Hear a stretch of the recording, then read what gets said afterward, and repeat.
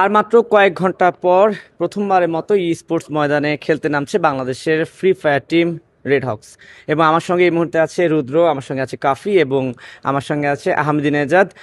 এই মুহূর্তে তাদের অনুভূতিটা কেমন সেটা একটু জানতে চাই। আমরা কিন্তু এই মুহূর্তে আছি সৌদি আরবের রিয়াদে। তারপর প্রথমে রুদ্রের কাছে যাই, কি অবস্থা, কেমন লাগছে এই মুহূর্তে এই এসে? তো ভাই ভালো আছে। আপনি ভালো আছেন? আমি ভালো আছি। আমি জানতে চাচ্ছিলাম যে এই যে কিছুক্ষণ পরেই প্রথমবারের মতো বাংলাদেশ ই স্পোর্টস ওয়ার্ল্ড কাপে খেলতে যাচ্ছে ফ্রি ফায়ার থেকে, কেমন লাগছে? সো বাংলাদেশ থেকে প্রথমবার কোনো টিম স্পোর্টস ওয়ার্ল্ড কাপে বাংলাদেশকে রিপ্রেজেন্ট করছে। সো একদিকে আমরা এক্সাইটেড আর একদিকে আমরা হালকা নার্ভাস, বাট আশা করি আমরা আমাদের নার্ভটা কন্ট্রোল করে সুন্দর একটা পারফরমেন্স বাংলাদেশকে গিফট করতে পারবো। নার্ভাস কেন, মানে প্রেশার মনে হচ্ছে নাকি? যে যে আমি দেখলাম যে বেশিরভাগ তো আসলে তরুণরাই ইয়াংরাই হচ্ছে ফ্রি ফায়ার ভক্ত, প্রচুর লেখালেখি হচ্ছে, একটা ভাইব ভাইব চলে উঠে এসে, সেই কারণে কি নার্ভাস মনে হচ্ছে? না না, আমাদের নার্ভাসের মেন যে রিজনটা সেটা হচ্ছে দীর্ঘ 4 বছর ধরে আমাদের গেমটা ব্যান ছিল। তো এখানে যেসব টিম আছে তারা অনেক ওয়েল এক্সপিরিয়েন্স, তাদের ইন্টারন্যাশনাল এক্সপিরিয়েন্স হিউজ। সেখানে আমাদের এটা first international tournament and in the biggest event in free fire. তো হালকা নার্ভাসনেস এই জন্যই আছে আমাদের। ঠিক আছে, আমি একটু কাফির কাছে আসি। কাফি, কাফিও কি নার্ভাস নাকি? আসসালামু আলাইকুম ভাইয়া। না, আমি ওরকমভাবে নার্ভাস না। আমি আমি জানি আমার টিম ভালো খেলবে। So I am not that nervous actually. আচ্ছা, এই যে বলছিল না যে এখানে এসেছি দেখেছি যে আমাদের তো ব্যান ছিল আর অন্যান্য টিমগুলো অনেক এক্সপিরিয়েন্স। যেদিন তোমরা ল্যান্ড করেছো সেদিনই আই থিঙ্ক একটা বিগ নিউজ এসেছে যে বাংলাদেশে ই স্পোর্টসকে স্বীকৃতি দিয়েছে সরকার। সো সেটার সঙ্গে এটা কেমন অনুভূতি? আরেকটা ব্যাপার হচ্ছে যে অনেকের সঙ্গে তো মিশা হয়েছে, প্র্যাকটিস ম্যাচ খেলা হয়েছে। হ্যাঁ, হ্যাঁ। সো তাদের সঙ্গে আসলে আমাদের তফাৎটা কেমন চোখে লেগেছে?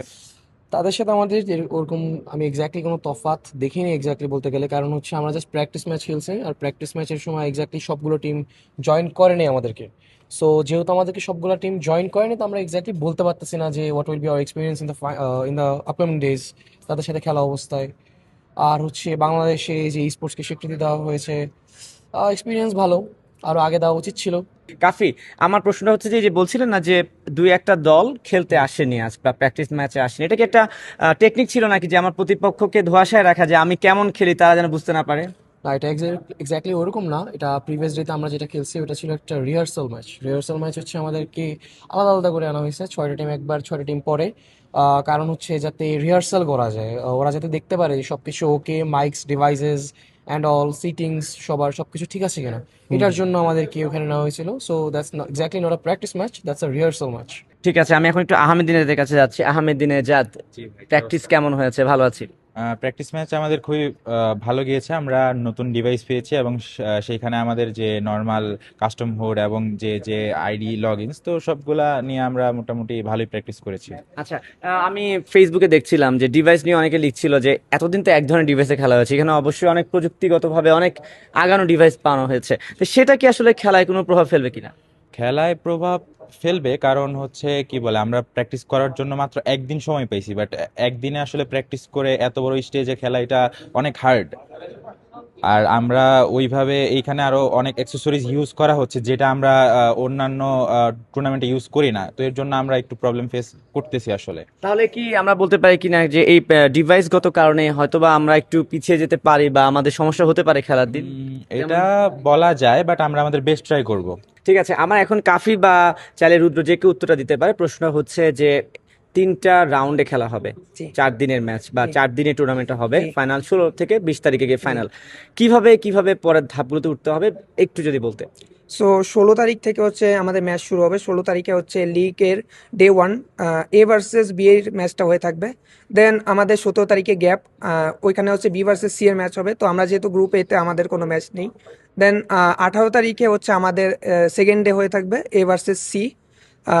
ওইখান থেকে যদি আমরা টপ 12 করে কোয়ালিফাই করতে পারি, দেন আমরা ফাইনালে উত্তীর্ণ করব এবং আমাদের পয়েন্টাস থাকবে 19 তারিখে, দেন 20 তারিখে আমাদের ফাইনাল। আচ্ছা, তার মানে হচ্ছে প্রথম রাউন্ডে বাংলাদেশের খেলাটা আমি যদি বলি, টিম বাংলাদেশের খেলাটা হচ্ছে 16 তারিখ এবং 18 তারিখ। জি সেটাতে যদি আমরা উত্তীর্ণ হতে পারি তাহলে আমরা 19 তারিখ এবং এবং 20 তারিখে 20 তারিখ। খেলতে জি পারবো।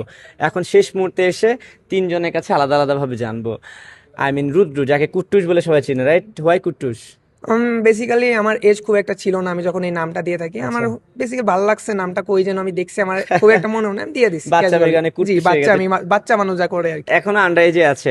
জি শুনলাম যে জি জি এখন বিমানবন্দরে আটকে দিয়েছিল, বাট রাইট?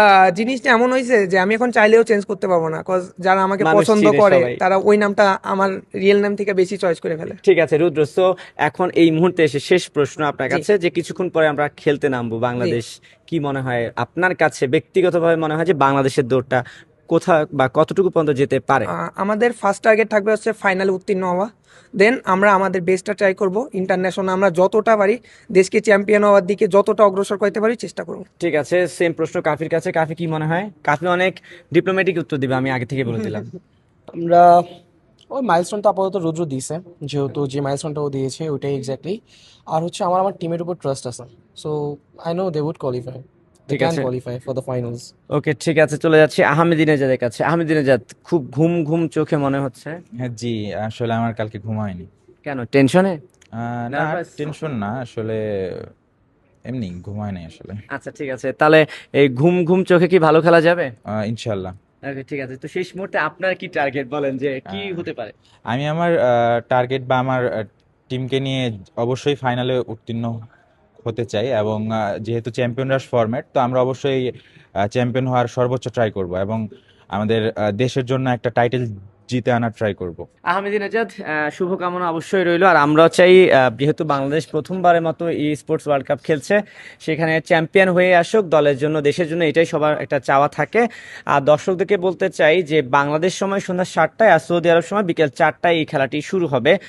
যেহেতু 16 তারিখে একটা রাউন্ড আছে বাংলাদেশে, 18 তারিখে আরেকটা খেলা আছে, সেই খেলাগুলোতে জিতলে কিন্তু বাংলাদেশ দ্বিতীয় পর্ব থেকে এরপর তৃতীয় পর্ব হয়ে চ্যাম্পিয়ন মানে ফাইনালে উত্তীর্ণ হতে পারবে। আমরা চাই বাংলাদেশ ফাইনালে উত্তীর্ণ হোক এবং চ্যাম্পিয়ন হোক। যে যেখানে থাকবেন ই স্পোর্টস রিলেটেড, অর্থাৎ এই ওয়ার্ল্ড কাপের ফ্রি ফায়ার টিমের সবশেষ খবরগুলো জানতে হলে কিন্তু আপনাকে চোখ রাখতে হবে সময় টেলিভিশন এবং সময়ের গল্পে। ভালো থাকবেন।